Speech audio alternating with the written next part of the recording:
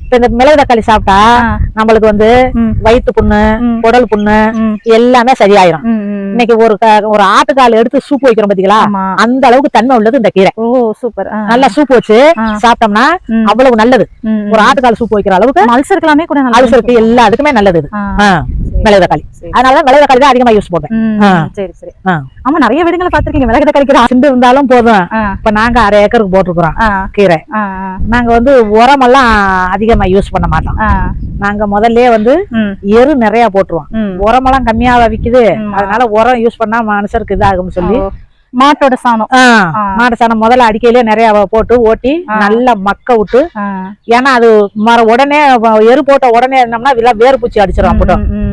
அதனால ஒரு 2 மாசத்துக்காவது கிடக்கணும் உழுது போட்டு அந்த மண்ணு நல்லா எரு மக்கி அதுக்கு பிற்பாடுதான் விதை போடுவான். இது மிளகு தக்காளி வந்து ஒரு மருந்துங்கிற இதுக்கு உதவும்.